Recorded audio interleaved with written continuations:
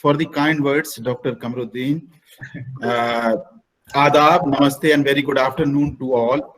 It is always a pleasure to be with the fraternity, with my fellow teachers, my colleagues, as also the people from the industry and the research scholars.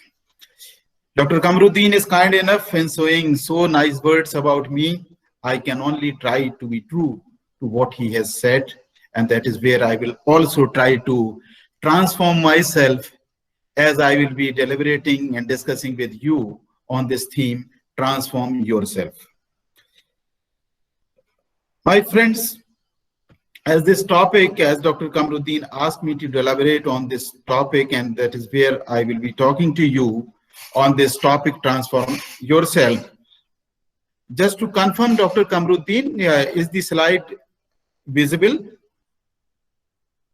Can anybody confirm that the slide is visible? Yes, sir. It is visible, No, but make it a full screen, sir. Okay, Yes, sir. That I will be doing. Okay. Yes, it is visible. I hope now it's fine. Yeah. Yeah. So, friends, now I will be talking about this, and meanwhile, off and on, I will be with PBT, and then again, I will be face to face with you, and I will be happy if you will raise some questions during the course of our engagement. I once again congratulate my Manu team for taking up this AICT Training and Learning Academy ATL collaboration with ATL, and to have this FDP on stress management. I'm happy that this program is basically in collaboration and under the aegis of one of the largest professional council, that is All India Council for Technical Education. It is a very, very broad council looking after technology and management and also other professions not covered by Medical Council and the Education Council. So I'm sure that I'm here discussing the things with my fellow colleagues, fellow professionals, maybe from the academia and maybe from the industry. I'm also happy that there are the budding professionals, the promising professionals in form of research scholars. As I'm told, they are also part of this program. So it is very important, and for me, it is really a pleasure and the proud privilege that I'm engaging in a discussion with my professionals and the promising professionals, basically from the field of technology and management. Of course, I'm not from the technology and management, I'm from the discipline of social work, but definitely I share the professional values with you, and it is around this larger gambit that I will try to talk about, locate the importance of this topic, transform yourself. Friends, let's start with something very basic, that is about becoming a professional. We are all professional, as professional educators, as professionals from technology, as professionals from management. But the basic question is, how do we become professional? What does it mean to be a professional? How do we become professional? Do we become professional simply by virtue of our degree, or there is more to it? So it is in this particular context that I want you all of you to start introspection, to start looking yourself, that I am a professional teacher. Am I a professional simply by virtue of my degree? And there is something more that is required when we talk about the profession and the professionals. And it is here, the basic question is, if there is more to it, then do we need to change ourselves? Do we need to transform ourselves? And when Dr. Kamruddin gave me this topic, and I was just looking, trying to prepare for it, and I just made one search. And you see on this topic, transform yourself, when I made a simple search command, not the advanced search, simple search, the hits are 100 million hits, 117 million hits. So 1,70,00,000 hits on this particular topic. And it is amazing. Books there are amazing, the write-ups there are amazing. And at this juncture, allow me to congratulate Dr. Kamruddin and other Manu, my other friends from the Manu, for identifying this theme And thanks to you that you have given me, you have chosen me to talk on this topic, transform yourself. So this very data, this data shows the importance in the contemporary world, in this pressing situations, in this particular time, how important is this theme, transform yourself. So this data is simply to make you understand the importance of this particular topic, transform yourself. I'm not sure how much justice I'm going to do with this topic, but given my limited expertise and the limited understanding of the profession and the professionals, I will try to talk on this. Now let me contextualize that I will be talking up because this FDP is on stress management. So I will be locating this topic, transform yourself, within the context of stress management and within the context of the professionals like I and you. Now there are few things, just few statements that are there on the screen as you must be seeing. First thing is manage stress by managing yourself. There are many ways to manage stress, but you cannot deny the singular importance of managing yourself, because all other ways, there are different ways to manage stress, but every way, has a passage through yourself. So it is you who is the most important constituent while talking about stress management or managing the stress. So manage stress by managing yourself, and manage yourself by understanding yourself. This is something very fundamental about ourselves. Many a times, we are so into ourselves that literally we stop introspecting, looking to our inner self, looking to our outer self. We just become bound to our routine mechanical activities. So there is a need that in order to manage yourself, you need to understand yourself. And you see, I have written self as different, and within bracket I have put your. It means the self. Each one of us, we have our own self, right? And when I talk about the professional, or when you are a professional, then there are two things. That our self, there is our personal self, because we all are product of our own society. We all have our own social conditioning. Many of our responses, many of our gut reactions, that sometimes later on we think, why I have responded like this? These are product of our own social conditioning. So there is one self called our professional self, in which the way we are being born and brought up in the society by virtue of our social conditioning, by virtue of our schooling, and so on and so forth. And there is another self. That is the professional self. The persona that we don of a professional. That I'm a professional teacher, I'm a management professional, I'm a technology professional, I'm teaching, I'm in some senior managerial position, I'm a senior technocrat. These are our professional responsibilities. Now, is there any relationship between our personal self and professional self? Do we come across the event situation, and there are times when we feel there is a conflict? There is some kind of cognitive dissonance between our personal self and the professional self. Now, individual is one, and the struggle is between two, the personal self and the professional self. So these are the things we need to look on. And that's why you see the next point, the role clarity is must for stress management.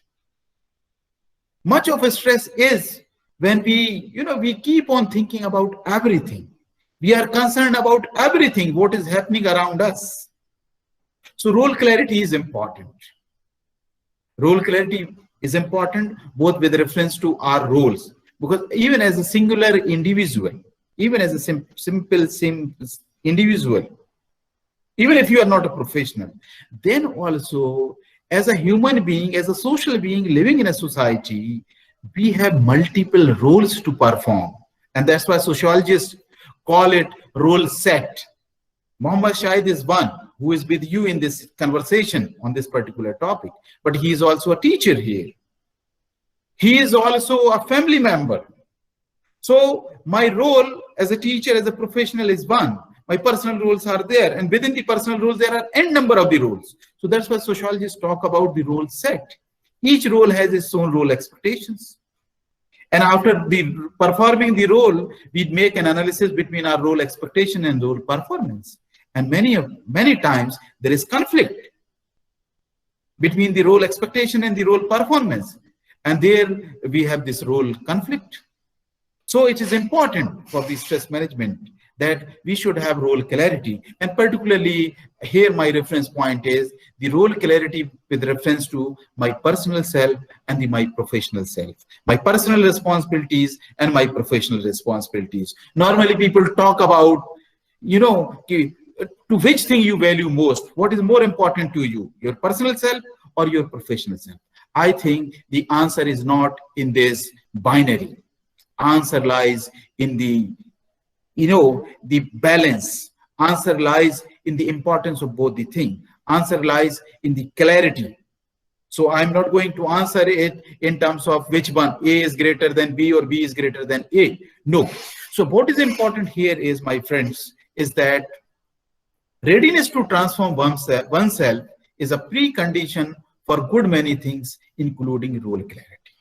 So one of the most important things with ourselves, whether it is our personal life or it is our professional life, important thing is how much ready we are to transform ourselves. How much ready we are that I can critically look into myself. I'm ready to change. I'm ready to bring change in myself. I'm ready to, transform myself, transmogrify myself. Now, it is very, very easy to say readiness to transform oneself, but it is a very, very difficult task, because while doing this, one of the most fundamental things that you are challenging, and you are challenging your own self. And we don't like doing that. Because we live, we live in that bliss, that whatever I am, I'm good. So there is a need to introspect. And when you will develop this readiness to change, readiness to transform, this is a precondition for any kind of role clarity. And I will say, though I'm not an expert in stress management, but I will say it is also a precondition for stress management. So important thing with us, my dear friends, is that we should develop a readiness to transform oneself, to start looking ourselves, to start understanding ourselves. And from here, now I would like to move on to this particular theme, transform ourselves. And now my focus would be on how transform yourself is a very, very important precondition for the stress management. Many of the stress stimulators, many of the stimulus for this stress, you can overcome those by simple one formula of readiness to transform yourself, readiness to transform oneself. And that's why now in this whole conversation, I will be restricting my discussion around this topic of stress management, because this is the focal theme of this FDP. And with regard to transform yourself, when I'm talking, I will be restricting myself with regard to our role as a professional, because that is our basic engagement. And so when I will be talking about transform yourself, I will be basically moving in and around with this larger frame of our professional self, our becoming of a professional, right? So let's come to the now fundamental questions. When we talk about transform yourself, let's understand this by asking some simple questions, some basic questions. Like one of the very, very basic question, who am I? Who is Mohammad Shahid? He's a professor in this university.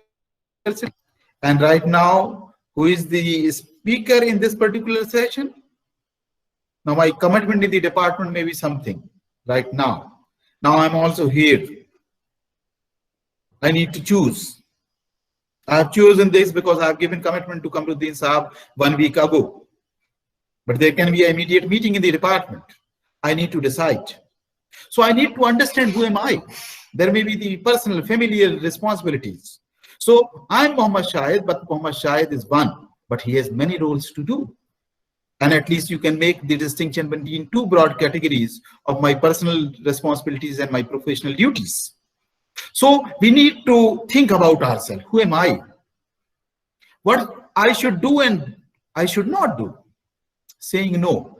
I tell you, friends, much of our problems will be solved if we start learning to understand what I should do and what I should not do. Or rather, in simple line, if we learn to say no.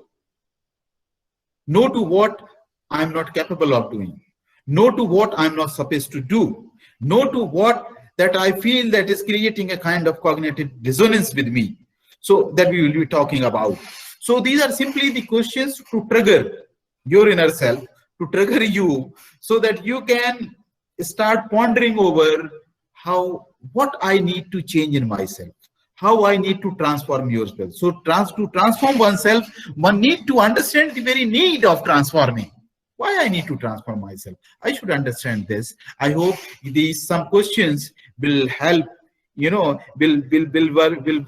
be working as some will be providing some kind of activation energy to trigger this reaction in yourself, so that you can start thinking about where I need to change, what I need to change. And from here, let's move on to some other questions. What are the basic markers of profession and the professionals? In our professional life, I think much of the problems will be solved. I can become a very, very responsible teacher, very, very responsible professional, if I have a high level of clarity in terms of what are the basic markers of a profession, what are the basic responsibilities of the professionals, what is expected from a professional. And if I will start having these questions and I will start finding out clarity on this, that this is my profession. I'm an engineer, I'm a management professional, I'm a teaching professional, I'm a medical professional. If I can understand what is my profession and what is expected of me by virtue of being a professional of this particular profession. I'm a doctor, so it means I'm a representative of medical profession. What is expected from medical professionals? That I need to have clarity. And probably if we have clarity on that, much of our problems will be solved. Then my concern will be more of becoming a good professional, more of becoming a true professional. So for introspecting on these, we need to understand the basic markers of a profession. And that's why initially I posed the question, how do we become professional? How do we become professional? By virtue of a degree that I have done a course in Master of Social Work, I've done a course in management, I've done a course in medical science, I've done a course in engineering, and by virtue of this degree, I have become professional. A professional engineer, professional doctor, professional management graduate.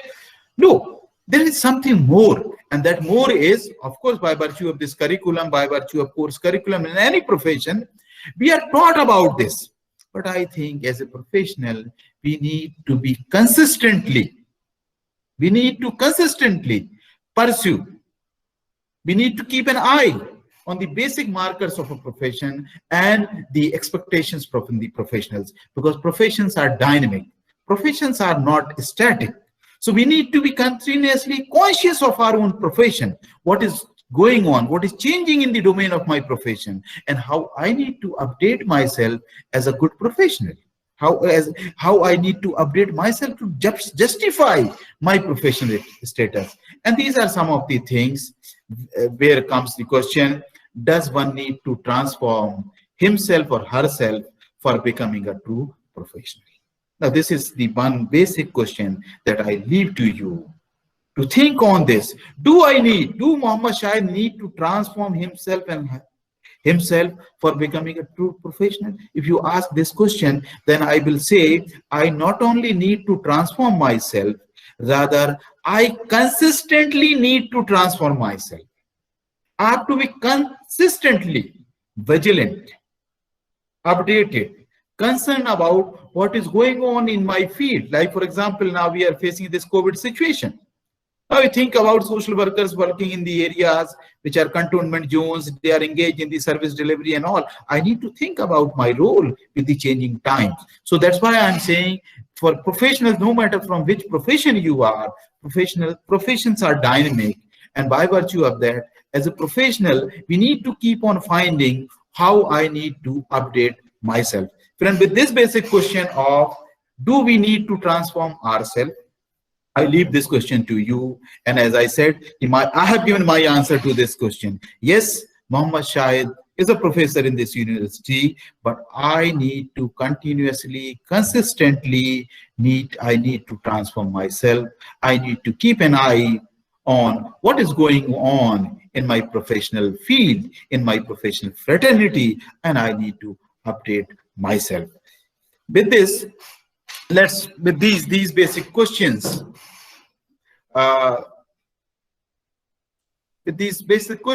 let me move on to the markers of the profession. And before that, I would be happy if I can pause for a minute, and if there are some questions. I will be pausing for a minute for a few seconds. If you have some questions at this juncture, otherwise I will again move on to discussion. Move on to the next slide. Okay, so I hope, sir, I am Dr. Ram Mohan. May I have your question, sir? Yes, sir, please. Sir, we are formed, we are reformed, we are transformed. How do we see the difference between these three, sir? Formed, reformed, transformed. Wonderful. Wonderful. Thank you very much. You can mute yourself now, sir. You can mute yourself. Yeah. Yeah. Okay. So thank you very much. I'm really delighted that the Ram Mohan Saab has raised this question. See, I will not go much into the semantics of this, but at this juncture, definitely, I will say, see, as a product of this society, by virtue of being born and brought up in this society, we are formed. We are socially conditioned. This is one aspect of it. Similarly, when we enter into our professional domain, and right from beginning of the very discipline that you choose, we enter into the university, we enter into the professional teaching. That is the domain where the trigger is there for reforming ourselves. So now this forming and reforming, I think these two should go as a kind of, the two sides of the same coin. That has to be a continuous process. And with regard to the professional domain, one thing is, that's how I said, our personal self and professional self.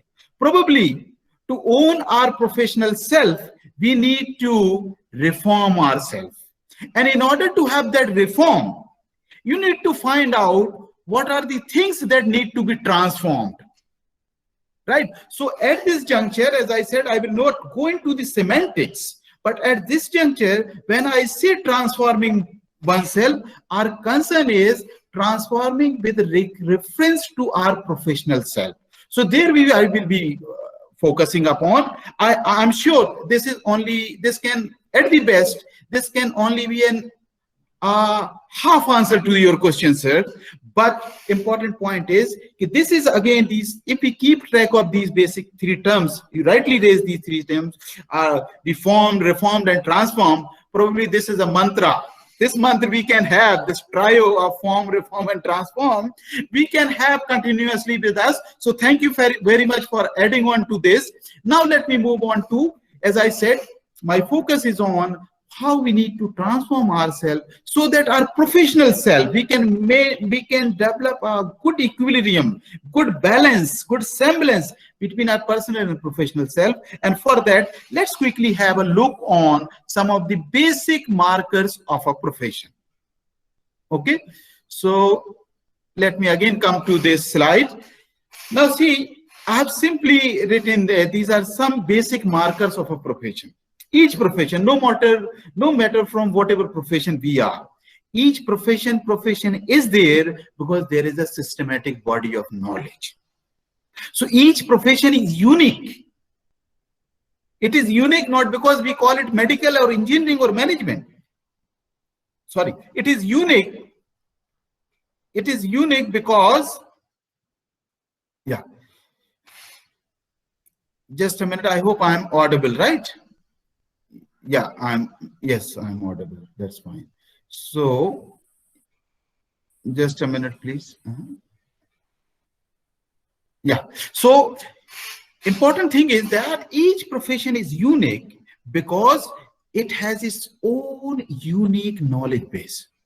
So fundamental marker of any profession, no matter engineering, medical, management, education, social work, or whatever, it is the unique knowledge base. So each profession has its own systematic body of knowledge.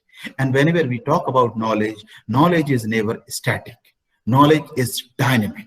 So that's why we say that professions are dynamic. Now, by virtue of this unique knowledge, the profession gains, regains, achieves its professional authority. That, like we say, if I'm ill, I will go to a doctor. I will not go to a lawyer. I will not go to an engineer. Why I will go to the doctor? Because now we know, by virtue of this knowledge, by virtue of specialized knowledge, systematic body of the knowledge, the medical profession is a profession which is specialized to look after the illness. So by virtue of that knowledge, that professional authority, they command that professional authority to treat the patient. Engineers command that professional authority to look over those technical things. The management professionals, they command that professional authority by virtue of that knowledge. And professions evolve over a period of time. As I said, if now I have to go for the treatment of illness, everybody will tell me, or I will on myself, I will go to a doctor, not to a lawyer, because now there is a community sanction to it. Now community has recognized the virtues of medical profession. Today, community has recognized the virtues of management professionals. We need management professionals to manage the affairs of any industry or any organization, or of even of a universe, of any organization. So there is a point to this sanction of the community. Then each profession is not only about knowledge and skills. Because if you are a doctor, we know, yes, he is a very good doctor, he gives a good treatment, he is a surgeon, he is a fine great surgeon. Now these are two things about knowledge and about skills. But professions are also known for their professional behavior. It is not that the Muhammad Shahid is a professor of social work, he has a command, he has knowledge on social work, he is a good teacher, but equally important, apart from my knowledge and skills, equally important is my behavior. So that's why each profession has its own regulative code of ethics. So you have professional values, you have professional principles, you have professional code of ethics. And it is these ethics that guide us, that continuously keep us awake with regard to our responsibilities, to our profession, to ourselves, to our colleagues, to our subordinates, to our clients, to the organization in which we work. So multiple roles and responsibilities. So each profession provides you, that binds you to the regulative code of ethics. Then each profession has its own culture. Culture in terms of, so that profession, because if profession has to grow, profession has to be dynamic, then there is need to be a professional culture, professional fraternity. We need to engage ourselves, engage by virtue of associations. Like I'm happy that Indian Council of Technical Education, they have taken this opportunity. Now they have developed this ATAL, this continuous training and learning academy they have developed. Now this is important for a profession to continuously keep updated and also to keep update its professionals. So there are associations keep on organizing seminar, conferences, or like webinars. Then there are professional journals, so that we need to become consistently updated about what is going with regard to our field. Like for example, this COVID. Now you see the medical journals, whether it is Lancet or other journals, we need to continuously, research articles are coming, how to deal with this situation. So professions has to be dynamic, and that's why there are professional bodies, not only with regard to the responsibilities of the individual professionals, but there are regulatory bodies to take care of the profession itself. And that's why, like this AICT, you need AICT approval to run management college, to run a technical course. Why? Because these are again the requirement of a profession, that there has to be regulatory bodies to ensure that people who are running these courses, who are running these professional courses, they are competent enough.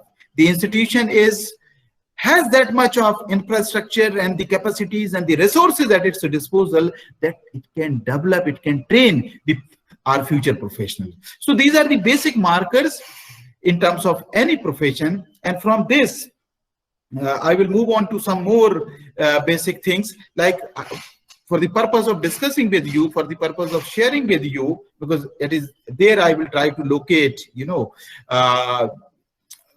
what are the important things, important junctures where we need to transform ourselves. Like I have in this slide, I have written essentials of a profession.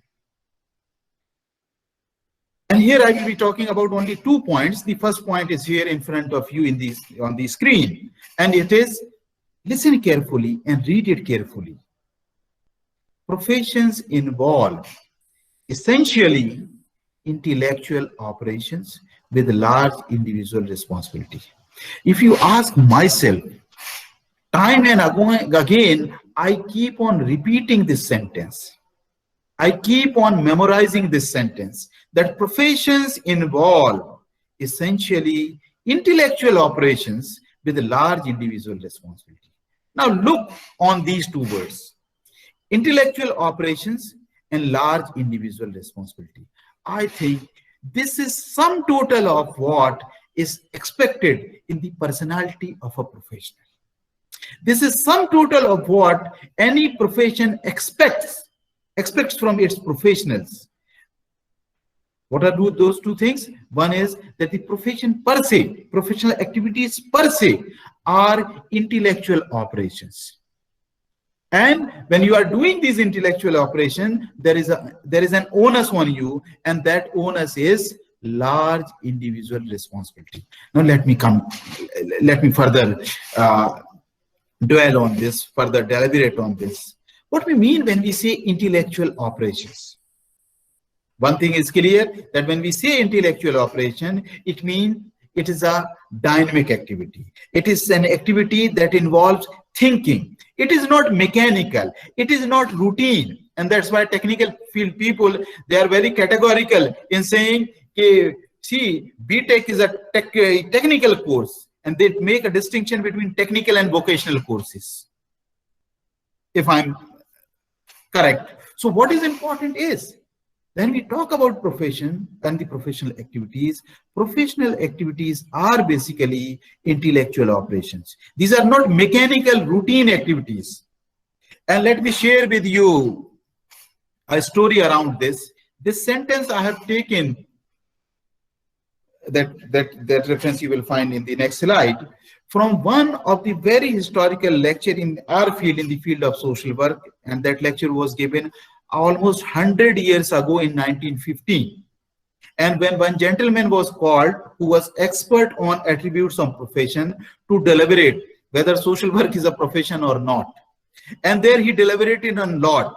How, let's say, he started with the things like carpentry. Whether the job of a carpenter, whether you will call carpenter a professional, the job of carpentry, the task of carpentry is a professional activity or not. So he moved on from carpentry to drum making, to nursing, to medical, and again, then he talked about these basic attributes, and then he deliberated on social work. In 1915, 100 years ago, he told to the audience of social work that social work is not a professional course. If you want to be a professional course, like the professional courses of, let's say, medical or teaching, then you need to do a lot. And I tell you, at that time, 100 years ago, my professional colleagues, they took the challenge and they started working on developing the nuances of social work as a profession. And now across the globe, you will find social work recognized as a profession. There are professional councils, but unfortunately in India, we don't have a council like you are having a technical council. And that's why you will find in India, every second person who is not doing anything, he will tell you that he is doing social work. So anyway, with this lighter note, let me focus on this. So important thing is to understand what we mean when we say intellectual operation. Now, my friend, the basic thing about intellectual operation is that it is a thinking activity. It is a thinking activity, and where you need to decide about your client. Like a doctor doing surgery, he has to take a decision, keeping in mind the condition of the patient. No matter, he might have done 100 surgeries of same nature, but each patient is different. Like, because there are many teachers here in this forum. Now, I may be teaching a paper, let's say social work theory. I may be teaching it for, let's say, 20 years. But for me, each class is a different class. Each audience is a different audience, because I have to teach keeping in mind my audience. And that's why you find sometimes on one topic you dwell for hours, but on the same topic, sometimes you wind up in half an hour. So what is important here is the professional activities are basically intellectual activities. These activities involve thinking. And on the basis of thinking, and from where you will have thinking? You will have thinking based on the professional knowledge that you have acquired by virtue of doing a professional course, like MBA, like BTech, or some other courses. So by virtue of having that degree has given you that knowledge. And now on the basis of that knowledge, and by virtue of that earning that degree, you are giving that professional authority. For what? Professional authority for decision making. So as a management professional, as a senior manager, as an engineer, you are making decision on the issues that are in front of you. And these cannot be mechanical decisions, because each situation is unique in its own sense. There may be certain mechanical things, but ultimately when it comes to the decision making is an important thinking activity. You have to own that decision and how you will take that decision. So decisions are taken based on your knowledge and expertise that this profession has provided, because I have gone through an engineering course. Now I'm an engineer. I have that knowledge. Now on the basis of that knowledge and the task with me, I will decide how to do it. Now, in order to do it, I have to apply my brain. It cannot be a mechanical activity. So important thing is, that's why we say professions are dynamic. Professions involve thinking activity, and on the basis of your knowledge and expertise, you take a decision. So when we need to take a decision, it means we need to be continuously updated in terms of our knowledge and skills. Only then I can take a decision. So in order to, because professions provide you the professional authority, by virtue of that professional authority, you own many responsibility. I'm a professor of social work. Now by virtue of this professional authority, I can decide on many things. But in order to make that decision, I need to ensure that I'm updated. Think about a surgeon today. Now see, and that's why continuously we keep on giving examples from medical field. Like think of a surgeon who is still doing this open surgery, this open surgery. Now technology has come. Today we are talking about minimal invasive surgery, just a small symbol. Now today you can't, if as a surgeon, if I have been a surgeon, I cannot afford to continue with this open surgery. I need to be now technology friendly. I need to have that. Or like today with this COVID situation. Now we have taken up this task and we are now coming up face to face through this virtual mode. So we need to update ourselves. So important thing, friends, about the profession, any profession, and accordingly the responsibility on the professional is that professional authority, you have a professional authority, and that authority, by virtue of that authority, you do decision making. Now, this decision making is based on your thinking, and your thinking is based on your knowledge and expertise. So, profession demands from you, your profession demands from you, no matter you are engineer or manager or teacher or social worker, that we need to have updated knowledge and skills so that we can make decision with regard to our client. Now, the second important thing is that it is an intellectual operation with large individual responsibility. This is something very fundamental about every profession, that professionals have to own their responsibility. They have to have their own self-accountability. And that's why I normally say that professionals are fundamentally accountable to themselves. There is no other critique of them than they themselves. Because the professional values, this is one of the basic essential requirement of a profession, is that we have to be self-critical. We have to be self-accountable. What kind of teacher I am? I need to be continuously keep on finding out. Like in the class, you are all, many of you are teacher here. If you ask me, I will tell you that it is the eyes of the students that help me, that gives me an indication on what track I am moving, whether I'm making sense in the class or I'm not making sense in the class. So important thing is, as a professional, yes, profession gives us this authority for decision making. That decision making is based on thinking. That thinking is based on our expertise in terms of our knowledge and skills. But at the same time, we have this onus. We have this self-onus of responsibility. We have to be self-accountable. And that's why the last point you see here is a very, very important point, and that can help you much in reducing your stress. Because I know the engineering people, I know the management people, I also know the very passionate teachers. Much of our stress is because of our work, because of our passion with regard to our work. So see the last point, mind the limits. Mind the limits. I'm a professional, I have a professional authority, I'm very updated, but there are limits. I cannot be everything. So we also need to understand our professional limits. We need to understand at what level of management hierarchy I am. As per the level in which I am placed, so are my responsibilities, so are my limits.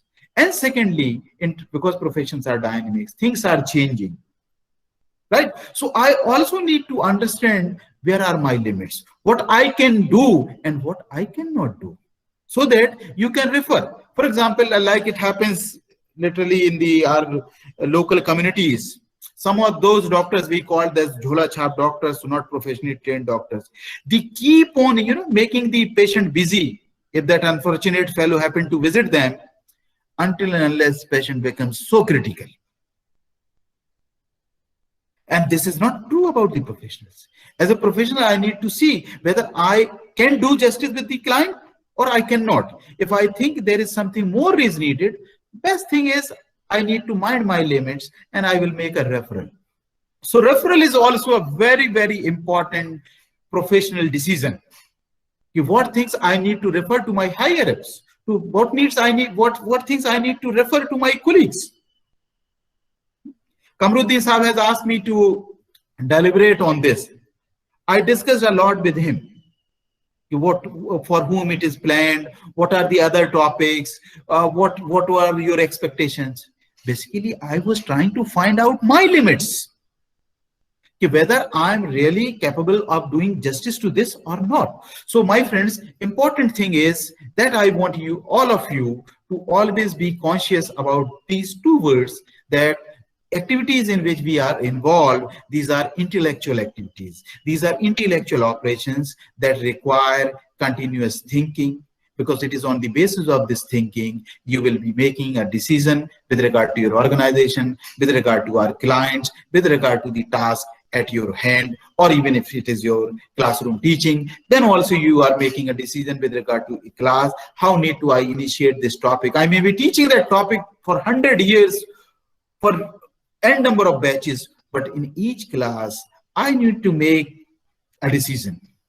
how to initiate this topic in this particular class, keeping in mind, taught to them how is their response in the previous classes, and so on and so forth. And for doing all this, for taking up this intellectual operation, the fundamental requirement is that we need to have updated knowledge and skills. Our expertise, you are an expert.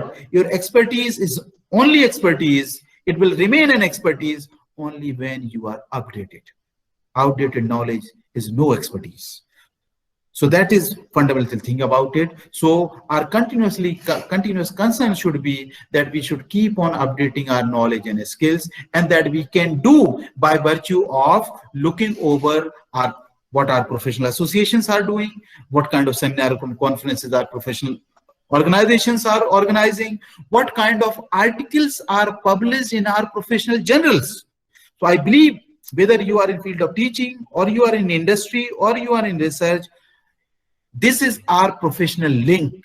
This is our professional relationship, because we also owe our responsibility to the professional culture. So continuously keep a link with your professional fraternity by virtue of their association, by virtue of their organizations, conferences, by virtue of identifying some reputed professional journals of your field, so that I can keep an eye what is going on.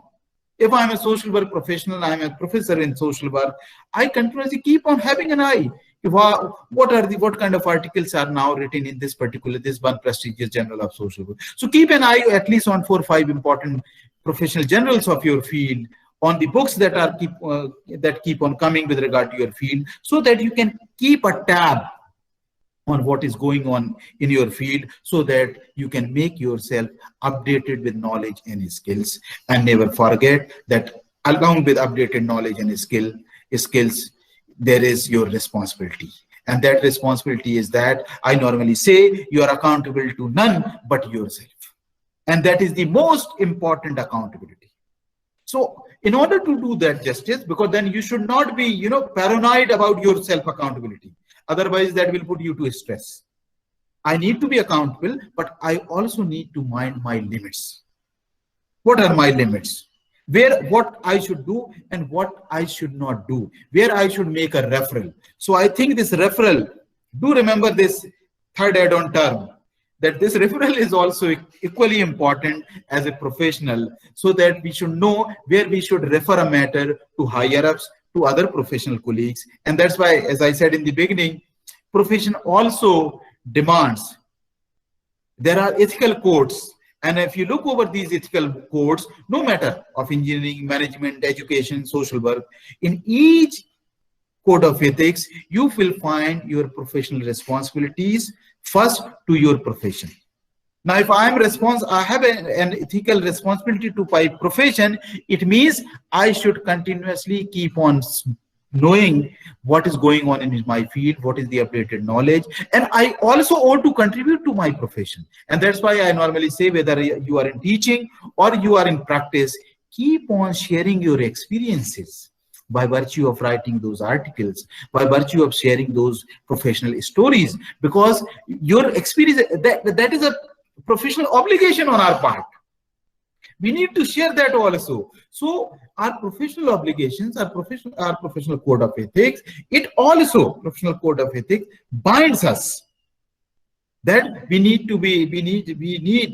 we have ethical responsibility to our profession by contributing to the professional knowledge base and by remaining ourselves updated with the professional knowledge and skills. Then you also owe a responsibility to yourself. Like just now I gave an example of COVID situation. Now as a professional, I have a professional responsibility to be committed to my client. But equally, I have a professional responsibility to myself, so that I should also be aware about the risks, what risk I should take and what risk I should not take. Because as a professional, I have a responsibility not to Muhammad Shahid, but to Muhammad Shahid as a professional social worker. So these are the responsibilities. Similarly, you have responsibility towards your colleagues. If my colleague have referred a case to me, I have a responsibility, professional obligation to my colleague, that I have to own and respect his decision. Similarly, we owe the professional responsibility towards our clients. We have to do justice with our clients. So I need to decide what I can do with my clients and what I cannot do with my clients, where I have to use restraint. So these are similarly, so you look over the code of ethics. If we are continuously conscious about our code of ethics with regard to our ethical responsibility to our profession, with regard to our ethical responsibilities to ourselves as a professional, to our organization, to clients, and to the community at large, many of our problems are solved. Because those code of ethics, those ethical responsibilities will also help me in minding my limits. So mind the limits is also a very, very important, professional trait. So I will say, if take this basic formula that the professions are essentially intellectual operation with a larger individual responsibility, which means that the profession has given us the professional authority, and that authority means authority for decision making. When you do decision making, you do decision making as a thoughtful process. In order to have a good thoughtful process, we need to have updated knowledge and skills. So that's why we need to be continuously remain updated with regard to the knowledge and skills. This is one aspect. Second aspect is we have to be accountable.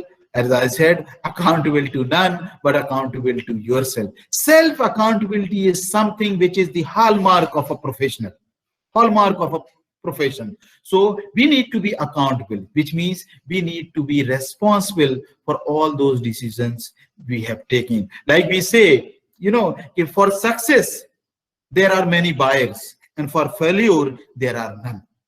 But as a professional, we are concerned, we are accountable, we are responsible, we are happy with our success, but we are not afraid to own our own failures.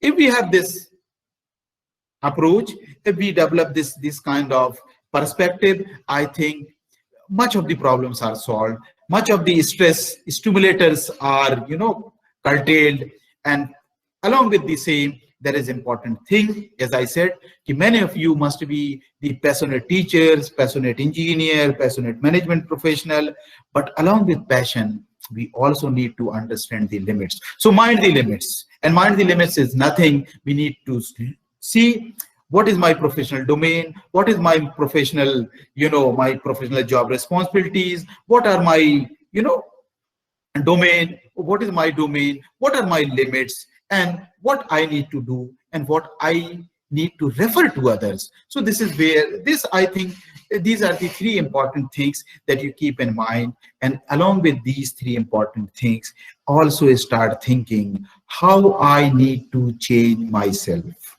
how I need to transform myself so that my decision making is a good decision making. My decision making is based on updated knowledge and skills, that I'm owning my decisions. I'm not passing the buck, I'm not doing the blame game. I'm self-accountable, and I'm also conscious about my own limits. Start thinking on this, and then more than me, you will find an answer for what need to change, how we need to transform. As one of our senior friend has rightly said, this will help you in moving from form, reform, and transform. Right? Let me move on to one more basic feature of any profession. As I said, the essentials of a profession. This is one very basic thing about any profession, and that is the professions tend to self-organization. What do we mean by it? Professions tend to self-organization. What we mean by this? As I said, professions have a long history. Professions have evolved. If today medical profession is an important profession, it is not by our mercy. It is because over the years they have earned that status. If today society has realized, people have realized to run an organization beautifully, you need to have management professionals. Now management professionals, they have earned this status. So professions have evolved, and they have evolved by self-organizing themselves. And what we mean by this? Friends, up till now, continuously I'm using two terms. That is the knowledge and skills.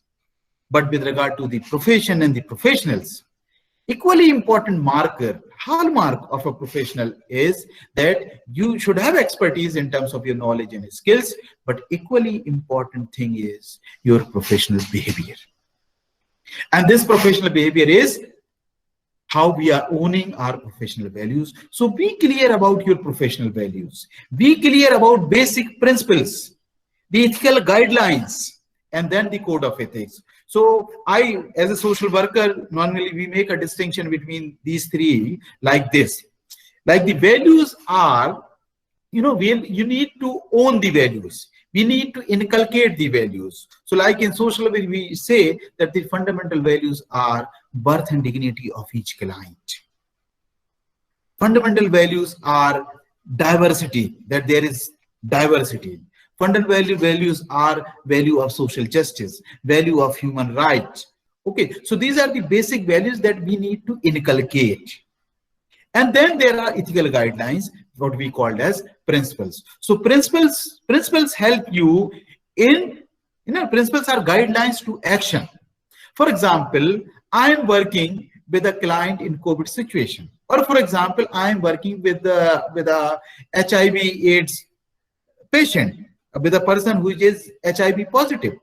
Now in our community, the notion is we are simply socially boycotting the people with HIV/AIDS. Now as a professional, as a social work professional, in our community, we have seen this social boycott.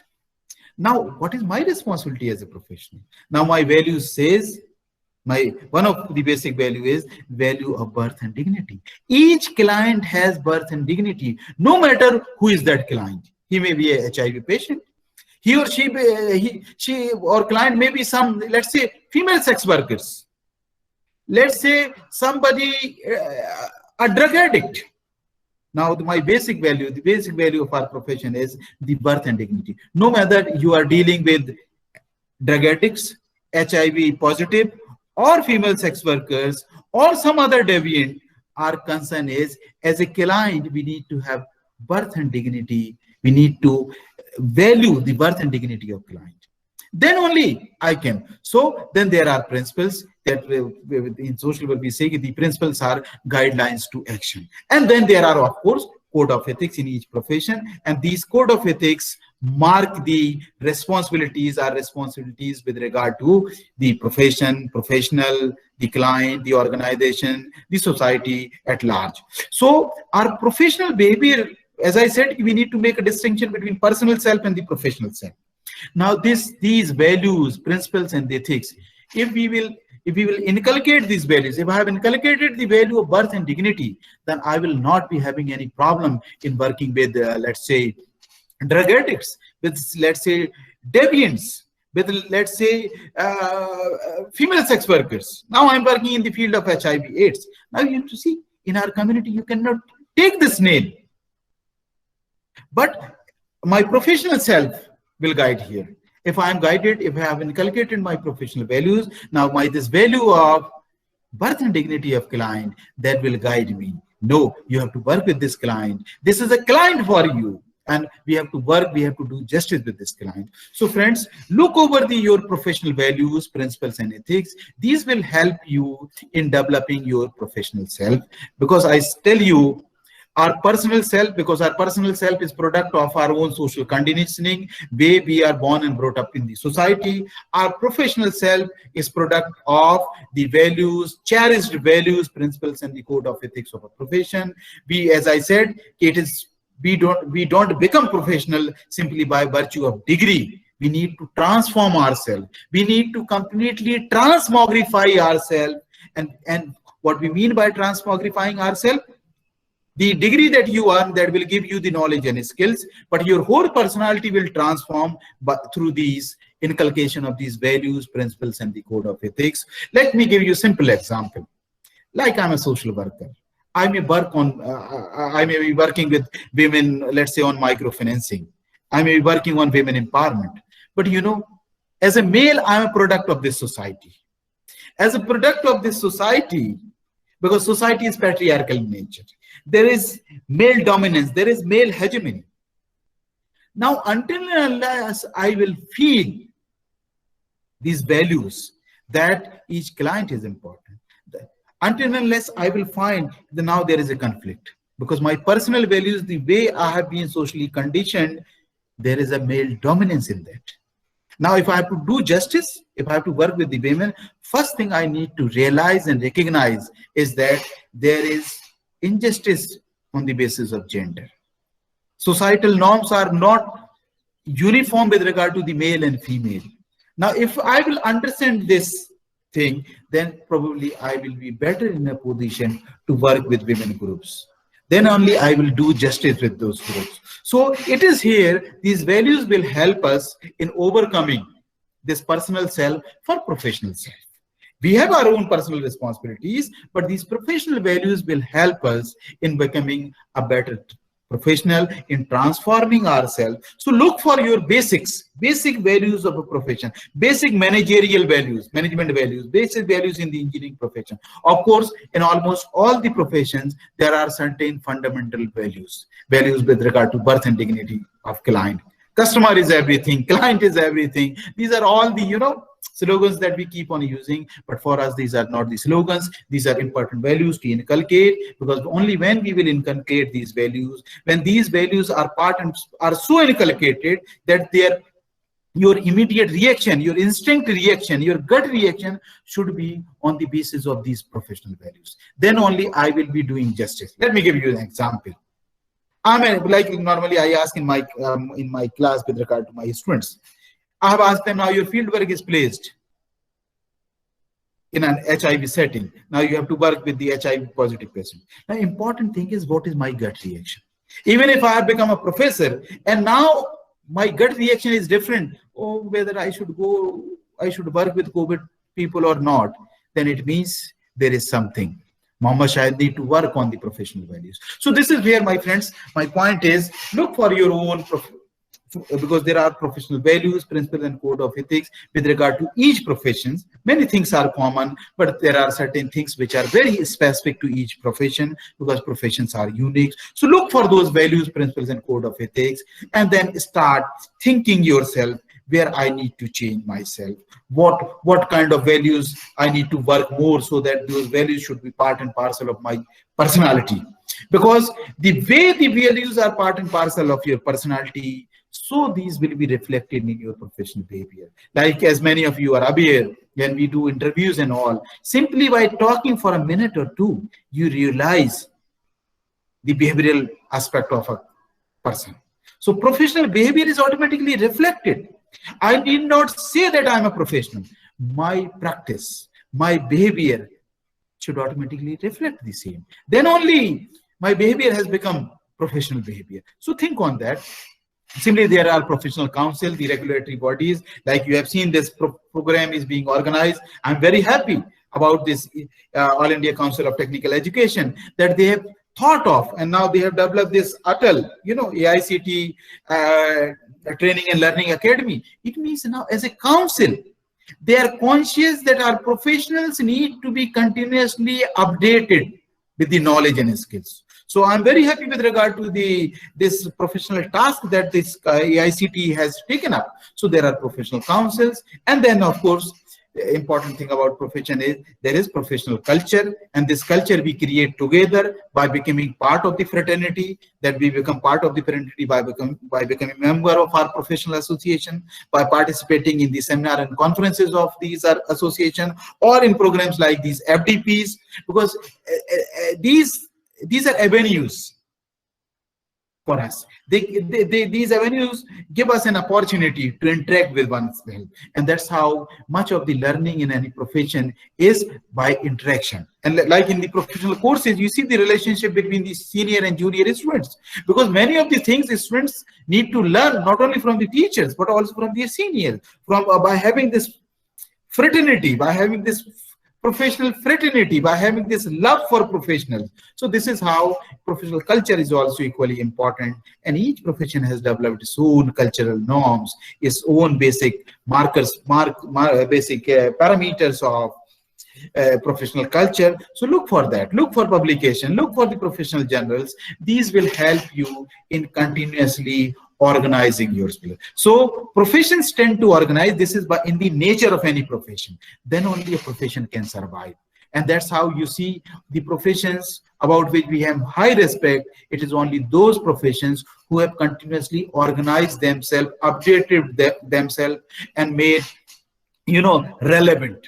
So like the professions, as professionals, we also need to update ourselves, and we also need to, make us relevant. So keep thinking. You are relevant to your organization, you are relevant to your colleagues, you are relevant to your clients, and for remaining relevant, we need to continuously find out avenues for updated knowledge and skills, avenues for changing our behavioral practices, and that all you can do by the readiness to transform yourself, the first thing that I said in the beginning.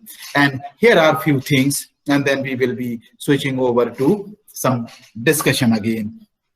So in order to transform yourself, friends, as I said, I'm no expert on this theme, transform yourself. My concern here was to simply engage you in understanding your professional self, because I believe if we understand our professional self, much of our professional responsibilities will be better. Much of the stress that comes by virtue of your professional engagement, that will be restrained, that will be curtailed, that will be minimized. So now, and that's why I talked about the basic markers of the profession and essentials of the profession and the professional, so that you can locate yourself, so that you can understand yourself as a professional. No matter you are an engineer or manager or a teacher like myself, we need to understand our professional responsibilities, but we also need to understand our limits. So here is some total that I have tried to put in this slide. Let's look on this. So when we say transform yourself, what we mean? We mean inside out. Look into yourself. And I tell you, the biggest challenge, the biggest audacity is to challenge yourself, to criticize yourself. So now, before doing this inside out, look inside, and look inside from your professional lens, from your professional self, from the basics of your professional values, ethics, principles. Look inside and then find out how I need to synergize my personal and professional self. If we start doing this and we start transforming ourselves in order to having a good synergy between our personal and professional self, I think we can become, it's not only about you, it is equally about me also. We can become very good professional, and accordingly, we can also be the professionals with much lesser stress. Then third point, understand yourself and your professional responsibilities. So more you will understand your profession, more you will understand your professional self, more you will understand your professional responsibilities, and I think more better professional you will be, and I'm sure for that. Your passion and zeal is good, but better to mind the limits. As I said, many of you are passionate, must be passionate teacher, passionate manager, passionate engineer. Passion is good, and there has to be passion and zeal. This is good, but better to mind the limits. Equally important is we should not jump the gun. We should not jump the line. And because one, it creates problem. Second is it also puts undue pressure on you. And much of our, this stress is our professional stress, this stress is by virtue of our professional engagements. I think that can be minimized if we will make a good mix of if we can make a good mix of our professional zeal, professional passion, and our limits. Mind the limits. Take this punchline, mind the limits, okay? And you can have this mind the limits in a more better way if you can remember this sentence. You are not everything. See, if I'm saying this to myself, Muhammad Shahid, you are not everything. If you cannot do it, others will do it, and so on. So it is important for us to understand. I cannot be expert on everything. I need to understand my limits. Of course, I need to remain updated. But equally important is, if something I cannot do, there are others to do it. There are other senior people to do it. There are other professionals difficult to do it, there are other professionals with other kind of expertise who are there to do it. For example, in this course on stress management, I cannot take a session on meditation. I can talk about stress management, but I cannot take a session on meditation because that is not my domain. That is not my expertise. So of course, I am here to talk with my friends in this professional development workshop on stress management. And one of the session is on transform yourself. But I know what are my limits. If I can understand my limit, then I will be comfortable in this session. Otherwise, time and again, I will be thinking whether I'm doing justice in this workshop on stress management or not. So important thing is we also need to think that we are not everything. I'm not everything. I cannot do everything. If I cannot do, it does not mean that task will not be done. Others can do it. So that's why important thing is mind the limit, and that is what where we as a profession, another professional responsibility is that of referring the matter to others, other professional colleagues, other organization, other experts, and always have this basic approach of this win-win approach rather than zero-sum approach, zero-sum game. And important last thing is sharpen the saw, keep evolving. As I said, like I said, if whatever I'm talking, it is not only about you, it is equally about me. I'm a professor. It does not mean that I need not be updated. It does not mean that I need to change myself. I need to transform myself. As I said, I need to continuously work on this. For example, I gave you this example of gender, working with women. If I have to work with women, I have to work on gender issues, I have to be continuously reminded of the fact that I'm a male. By virtue of being male, I'm being born and brought up in a particular manner. There is male dominance. I need to be continuously aware of this, that there is dominance and I have to overcome this. Then only I can do justice with that. And if I will simply feel that, no, I'm a social work professor, I have done a lot in the field of gender, we can work with them. No, moment you become, slack, moment you become comfortable, no, I believe in gender equality. No, simply believing in gender equality will not work. To work on gender equality, I need to change myself because there is my personal self, which is heavily male dominated. So I need to change that. I need to work on that. So continuously, we need to keep evolving. And lastly, and that is where I'm going to end. So my last request to you all in this session on transform yourself, my last request is to you all, to you and to me also, is that keep evolving. Keep evolving in terms of your professional knowledge. Be always particular in terms of remaining updated, have updated knowledge, sharpen the saw, have skills, because skills come with practice.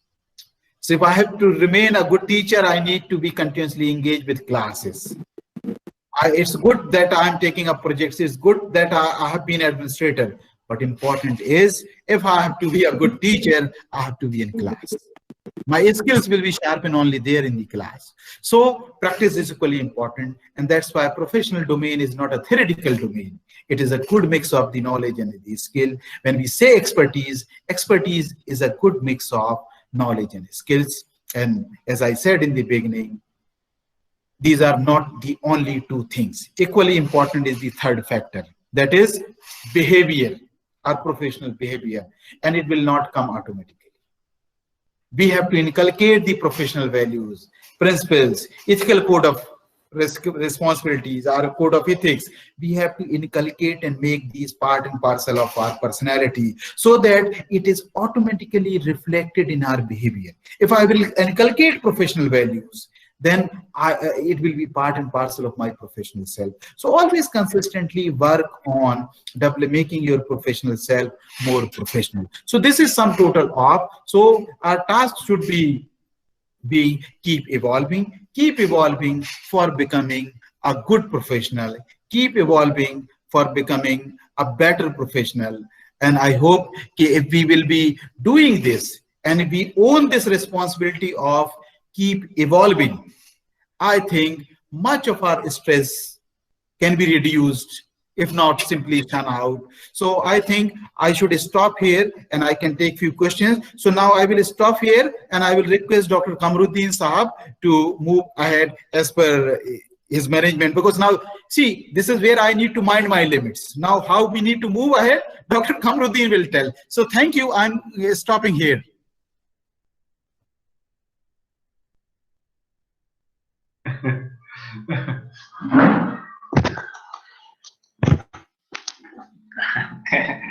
Thank you very much, Shahid sir.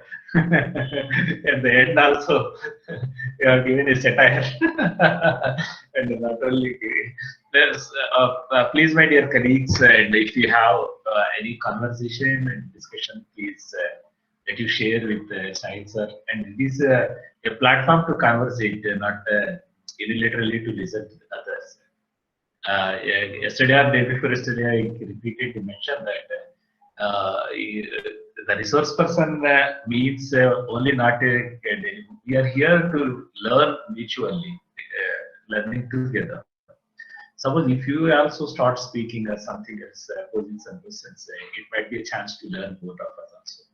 And by taking this opportunity, please, morning the first session, you very actively participated in the emotional intelligence aspect.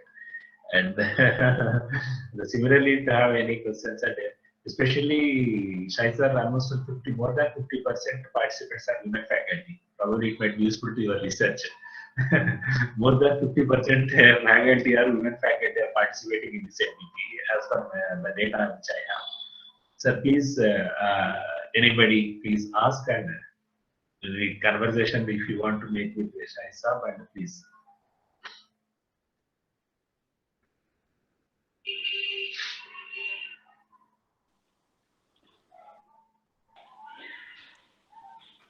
Yeah, see, I will be happy even if somebody would like to write in chat box. If they want to put question in chat box, that would be good. I'm seeing my friend Sada Sharif Sahab, and I hope that so, any question, Dr. Sahab, anything you would like to ask?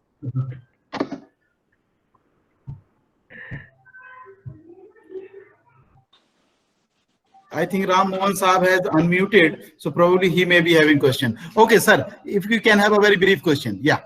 Sir, a very brief, sir. Sir, among technical areas and non-technical areas of operation, among professionals and non-professionals, experts and non-experts, may I take this way that there are professionals and quacks or otherwise non-professionals in both technical and non-technical areas.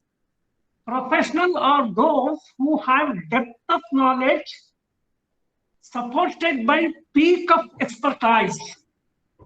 So ultimately, professionals could be in both technical and non-technical areas. There could be non-professionals, though the area is technical. Though area is non-technical, there could be still professional in it. Can I take that way, sir? Yeah, you are audible. You are audible. That is my question, sir. Okay, Yes, sir. You Okay. got it. So You if got there my are- point. Yeah, I got your point. Kamruddin sir, if there are other questions, then we can take a couple of questions. Sir, is there any other questions, please? Either you can put in chat box or else you can ask, sir. Sadat Shah. Sadat Sharif Sahab. He will ask you personally, sir. Yeah. Of course, you all have a right on me. ये आपका बहुत अच्छा presentation रहा sir, बहुत वसीम नजरी के साथ खुलासा आपने पेश किया. अब कोई सवाल बाकी नहीं रहता sir. Okay. So let me take Kamruddin Sahab to this a very pertinent question. Thank you, Ram Sahab, for this very, very basic question. And I will just say, see, whatever you have said, I agree on this, number one. Number two, now I will answer your question in another way. Unlike other professions like management or technical people or from the medical fraternity, as I said, I'm from social work. Now, my profession, you see, we keep on teaching that this is professional social work. But we know in our society, particularly in Indian society, we have a long history of social service and everything. Yeah, they're fine enough. And every person is a social worker. So our students keep on asking, sir, they are also social worker. And we say we are professional social worker. Then people say, is there a need to take a degree in social work for doing social work? You know, social work comes from heart. So you should do social work, you need that passion. But then I say, now instead of answering to what common people are saying, important thing is, as I said in the beginning, any profession is a profession by virtue of its unique knowledge base, by virtue of its unique expertise. And professions have evolved. Professions have evolved over a period of time, and they have then they owned this professional authority.